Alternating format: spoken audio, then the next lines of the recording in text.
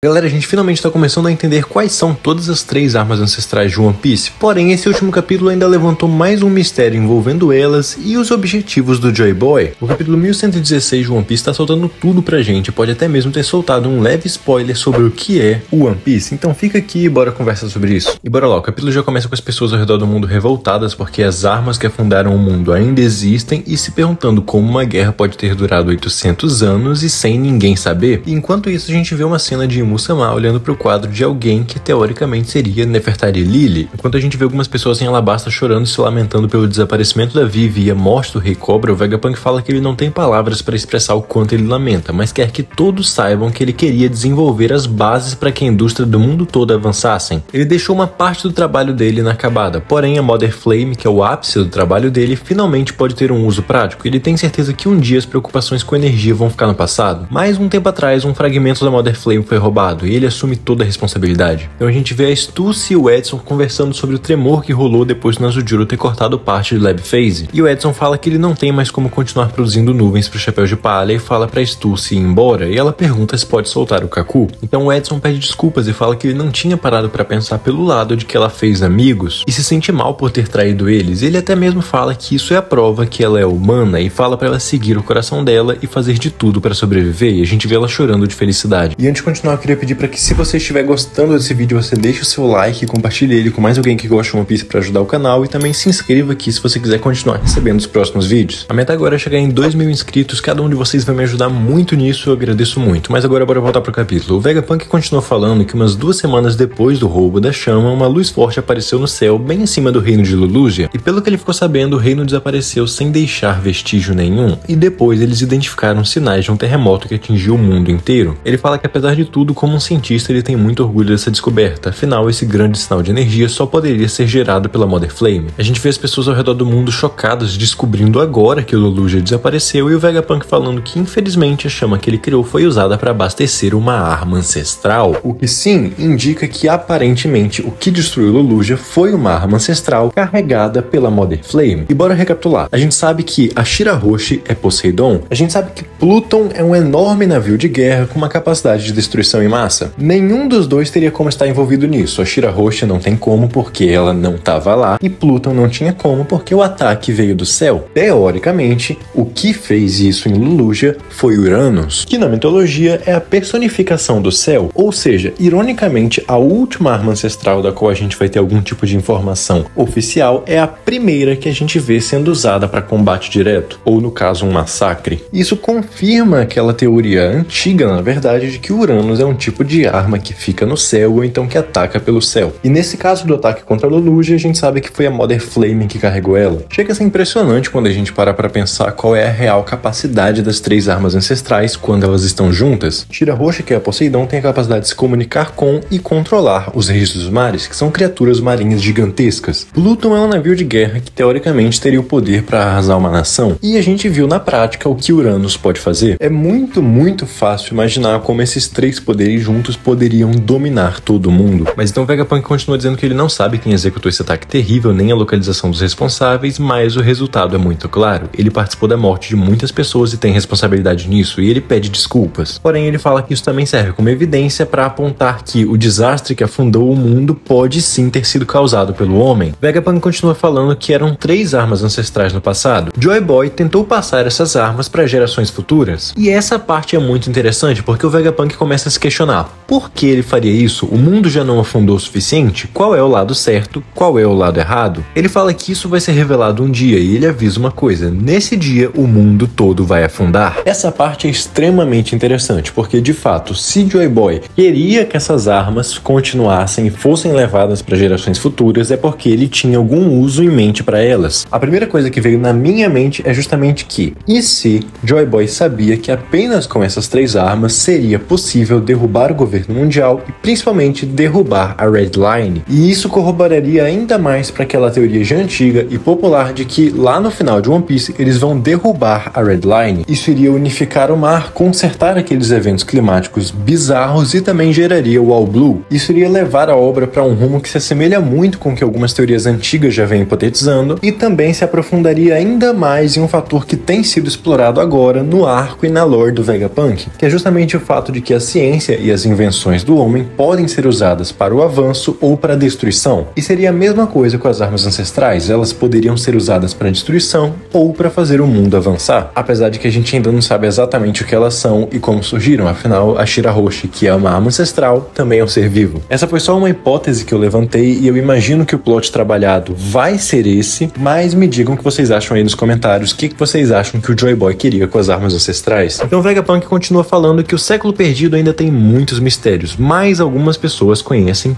toda a história. A gente até mesmo vê o Akainu incomodado e falando que o Vegapunk vai realmente dizer tudo. Então o Vegapunk fala que o bando do Rei dos Piratas sabe. Então a gente muda para York se perguntando o que aconteceu com Stella e como ele poderia saber que ela roubou a Mother Flame. Ela se pergunta se ele percebeu que a sincronização das memórias não estava ativada. Ela fala que ele é um péssimo ator e não sabe mentir e que naquela hora que ele descobriu que era ela, ele estava realmente surpreso. Ela começa a estranhar isso cada vez mais e fala que a linha do tempo não bate. E se pergunta se ele também sabe dos movimentos do governo, mas diz que se for esse o caso, a situação é outra, porque ele não seria preguiçoso de esconder em um lugar qualquer. Inclusive, enquanto isso, a gente vê o São Júpiter sugando todo lugar para a boca dele, junto de alguns membros da Cypherpool. Então a York entra em contato com os Gorosei e fala que ela finalmente descobriu a localização do Dendemusha e está sendo protegido pelo gigante de ferro em Faber Phase. E na página final do capítulo a gente vê o Vegapunk se questionando se o bando do Rei dos Piratas sabia toda a história, por que eles sumiram sem contar pra ninguém? Por que eles não agiram? Então a gente vê a Shaki falando que o Rayleigh tá bebendo muito, isso não é de costume dele? E o Rayleigh fala que ele tá muito velho, e o Vegapunk tá falando demais, ele vai estragar a diversão dos mais jovens. Não é mesmo, Roger? E o capítulo acaba justamente com esse questionamento. Por que eles não fizeram nada? Beleza, galera, esse capítulo foi muito bom, a gente descobriu muita coisa. Eu já comentei o meu ponto de vista sobre os objetivos do Joy Boy e sobre as armas ancestrais, eu quero que vocês comentem o de vocês. Falando sobre essa cena final, eu acredito que eles não fizeram nada porque eles não podiam, porque não estava no momento certo. Provavelmente,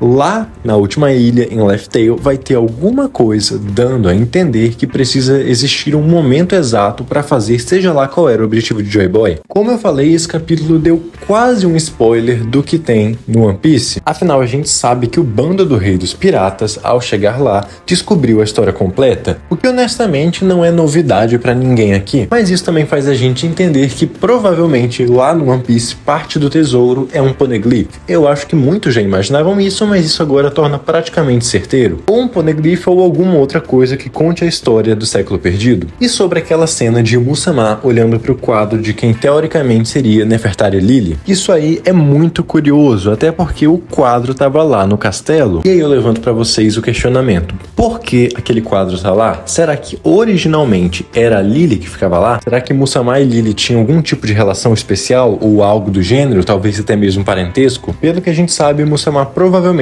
é da família Nerona, porém a gente não sabe qual é a origem dessa família. Eu tô muito curioso para saber como isso vai se desenrolar e provavelmente no próximo capítulo a gente vai ter os Goroseis enfrentando o Gigante de Ferro e eu quero muito ver isso. Me digam aqui nos comentários o que vocês acham que vai acontecer nos próximos capítulos e o que vocês querem ver. E só um detalhe, se vocês gostam de análise sobre níveis de poder, habilidades, como essas coisas interagem, eu comecei um quadro chamado Combateologia Teórica, onde a gente analisa essas coisas de um ponto de vista mais lógico. O quadro já tem 2 episódios, eu vou deixar os 2 aqui na tela para vocês clicarem. Tenho certeza que vocês vão gostar. Muito obrigado pela sua atenção e eu te vejo na próxima.